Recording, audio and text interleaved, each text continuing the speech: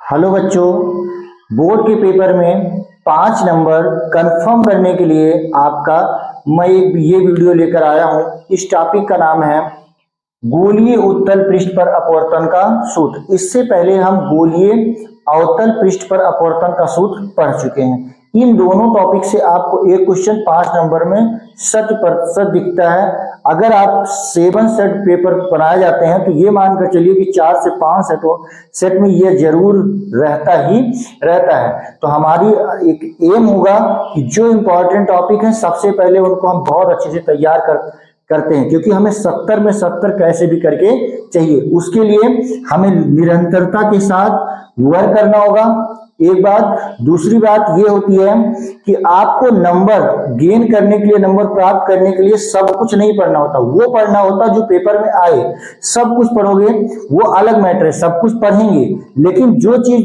Board के paper में आना है उसको हम इम्फेसाइज जोर देकर पढ़ेंगे, उसका कई बार हम प्रैक्टिस करेंगे और बहुत ही एक एक बिंदु को बारीकी से पढ़ेंगे। आते हैं हम टॉपिक पर।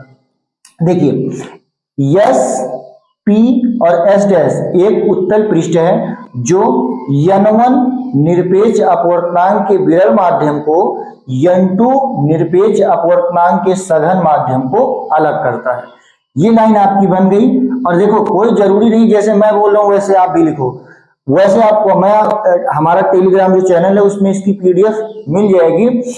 आप अपने तरीके से सोचो। आप ऐसे लिख सकते हो कि S डैश एक उत्तल पृष्ठ है जो N1 व N2 को अलग करती है। ब्रैकेट में लिख दो N1 अपवर्तनांक, N2 अपवर्तनांक। तो कोई जरूरी नहीं होता कि आप रटो, चीजों को आपको समझना है, इसीलिए मैं एक ही बात को कई तरीके से बताता हूं। ये हुआ। उसके बाद ये जो P है ये ध्रुव है। ध्रुव क्या होता है? किसी भी पृष्ठ का जो मध्य बिंदु होता है उसी को हम क्या कहते हैं? ध्रुव। और ये C क्या है? वक्रता केंद्र। पिछले डेरिवेशन में वक्रता केंद्र इधर था, अब की बार इधर है, क्योंकि अगर आप इस पृष्ठ को एक गोला बनाओगे तो जो गोला होगा उसका केंद्र इस साइड होगा, इसीलिए इसकी वक्रता केंद्र इधर है। जब ऐसे चित्र बना था तो इसके वक्रता केंद्र इधर था। ठीक है, ये सब आप आई होप जानते होंगे। ठीक है ना। अब मैंने क्या किया कि ये PC क्या है? ये मुख्य अक्ष है। PC क्या बेटा? मुख्य।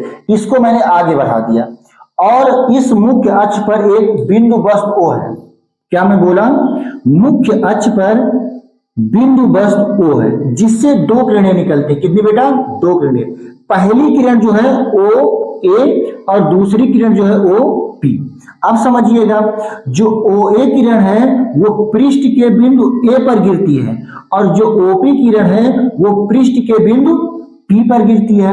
आगे देखिए, जो A पर गिरती है वो अभिलंब की ओर झुक जाती है। क्यों झुक जाती है? अपवर्तन का नियम कहता है कि अगर कोई प्रकाश किरण विरल से सघन में जाएगी तो अभिलंब की ओर झुक जाएगी। तो ये थोड़ा सा अभिलंब की ओर झुक गई, लेकिन जो दूसरी प्रकाश किरण थी ये अभिलंबों गिरी तो सीधे चली गई। ठीक, ये दोनों का हमारा फाइनल हुआ।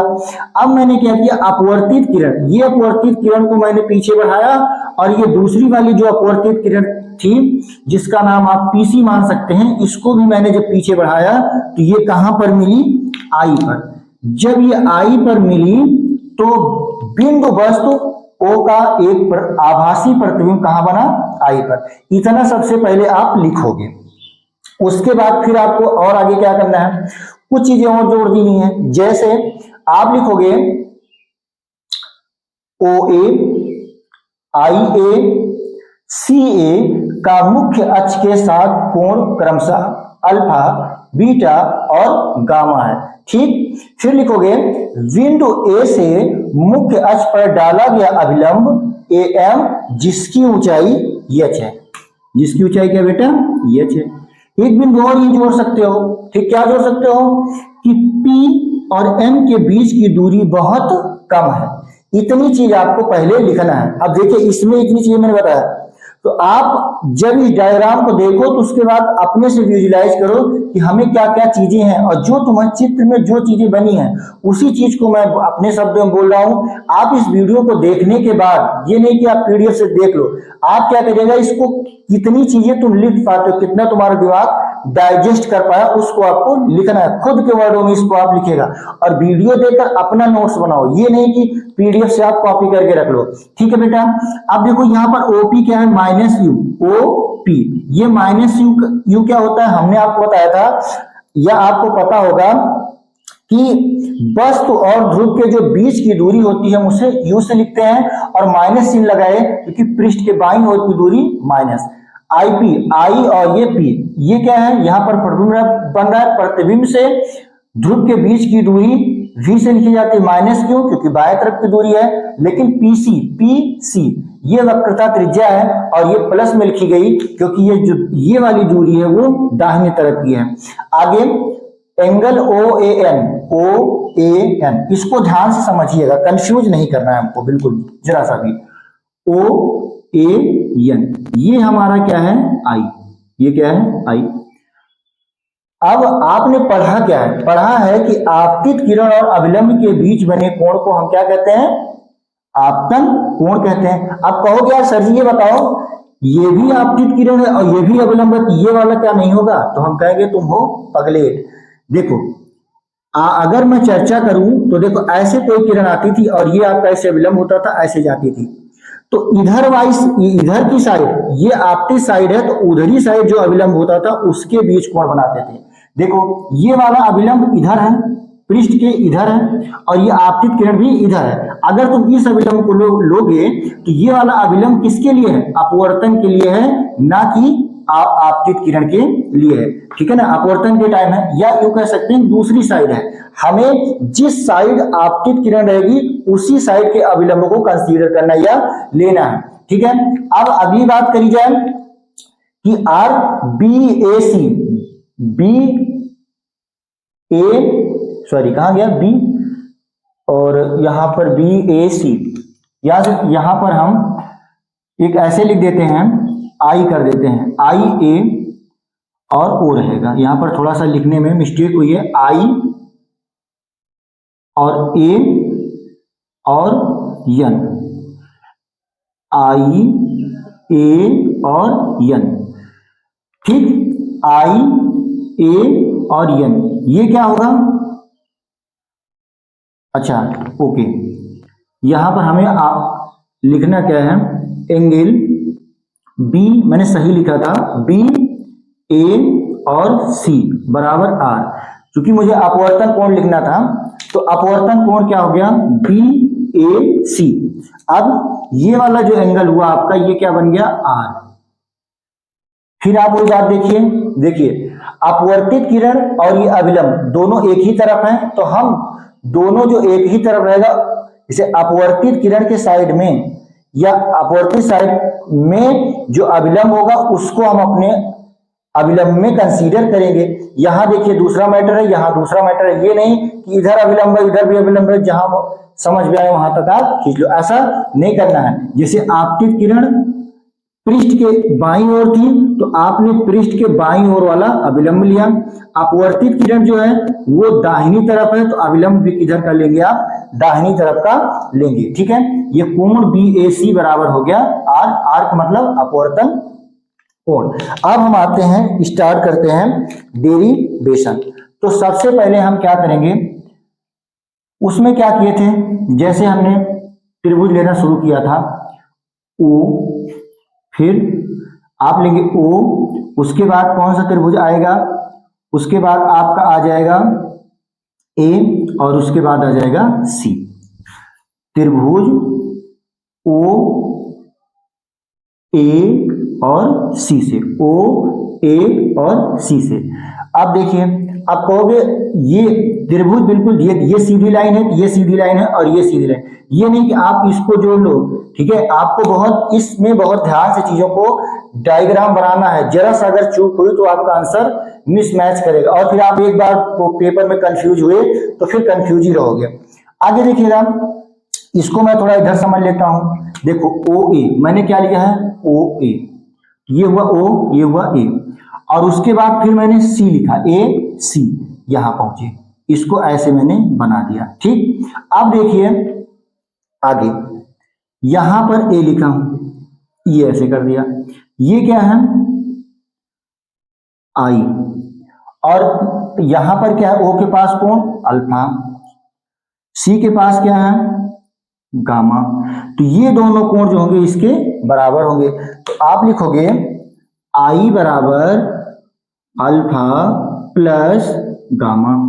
ठीक है, इसी प्रकार अब मैं दूसरे की बात करता हूं, और कौन सा त्रिभुज लिया जाए भाई, ये हो गया आपका समीकरण नंबर 1।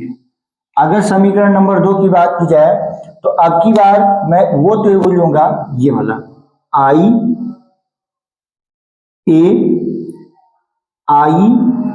ए और सी। तो अगर ध्यान से देखो आई ए और सी, मतलब ये वाला जो त्रिभुज बन रहा है इसमें बहिष्कोण कौन है आर। मैं लिखता हूं त्रिभुज आई ए सी।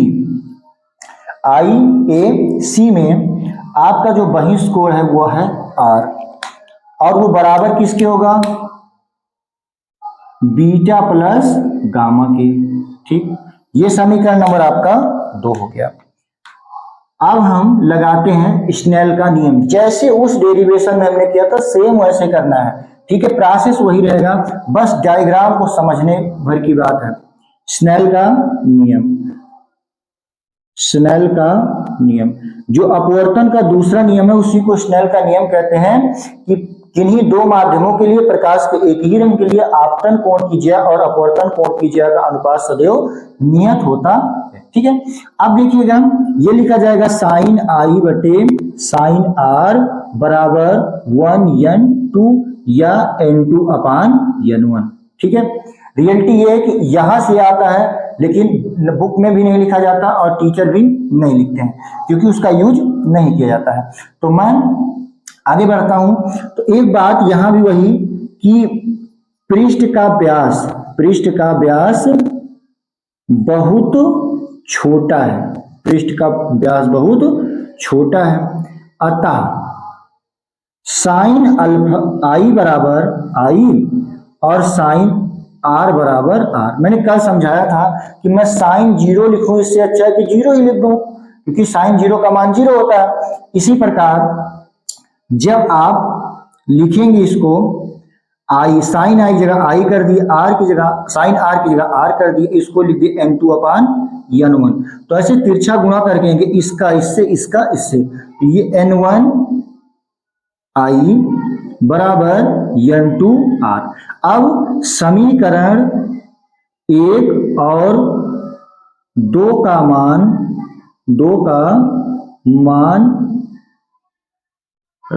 रखने पर, जब आप मान रखेंगे तो n1, अब आई का मान है alpha plus gamma, n2 are का मान है बीटा प्लस गामा। अब ये हो जाएगा n1 alpha plus n1 gamma बराबर n2 beta plus n2 gamma. अब हम क्या करेंगे कि इसको इधर गामा को एक तरफ करेंगे, तो ये हम लिखेंगे n2 beta plus n1 alpha बराबर n2 gamma minus n1 gamma.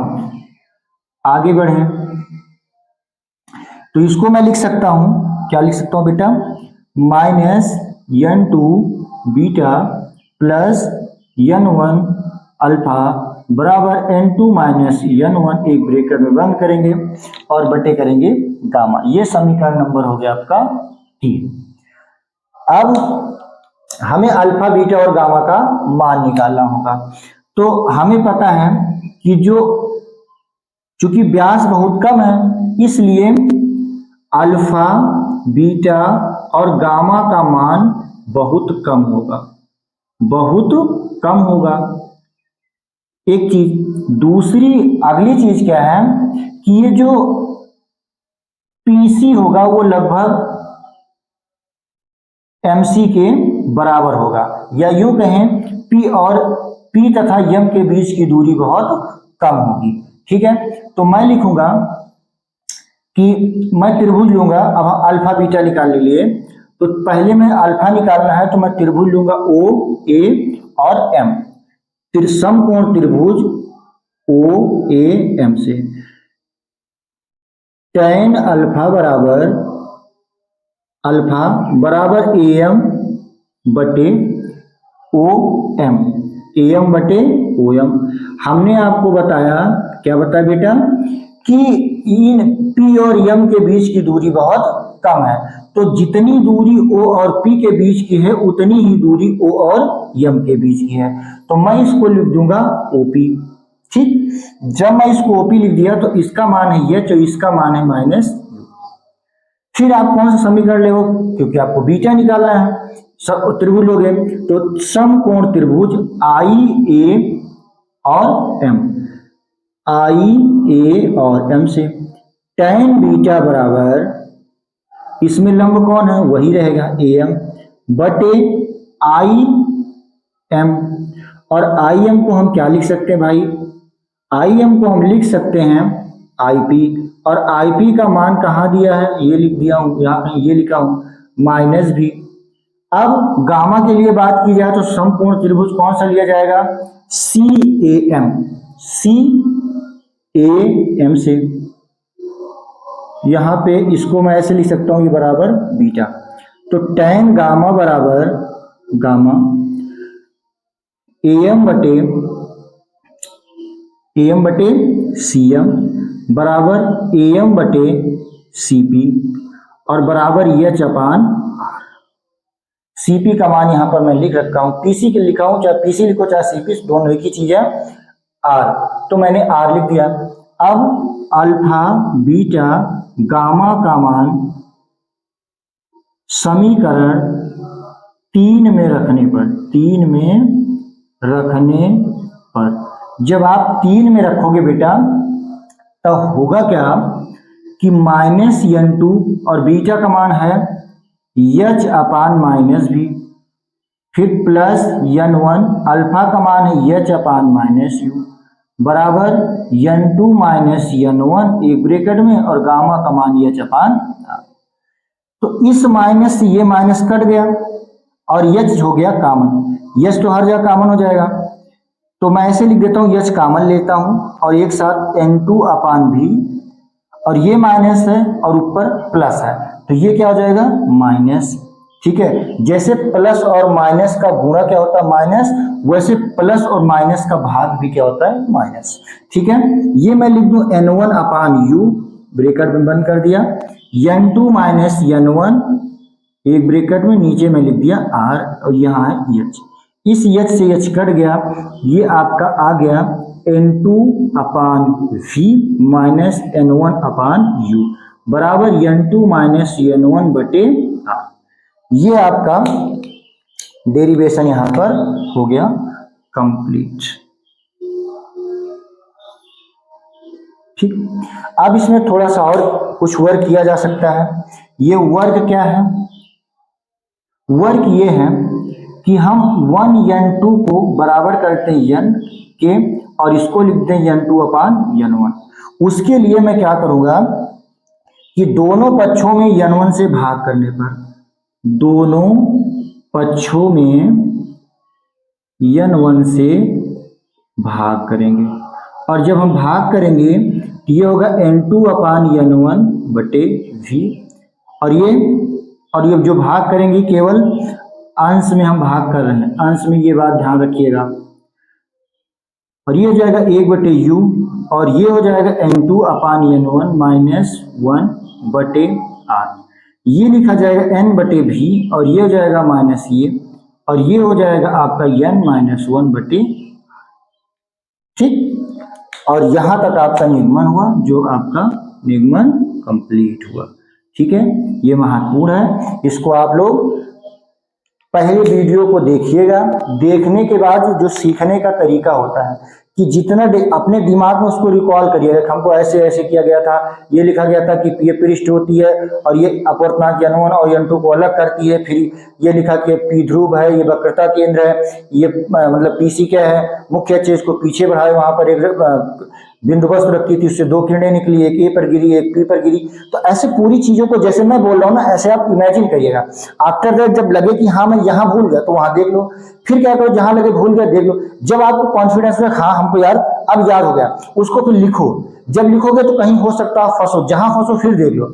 इस प्रकार से जब आप तैयारी करते हैं तो एकदम जो आप पढ़ लोगे, जो आप कहते हो पढ़ता हूँ भूल जाता हूँ, भूल कैसे जाते हो? क्योंकि आप आधी अधूरी तैयारी किए होते हैं। और इस वीडियो को आप ज्यादा से ज्यादा शेयर करिएगा और चैनल को सब्सक्राइब करना बिल्कुल मत भूलिएगा। धन्यवाद।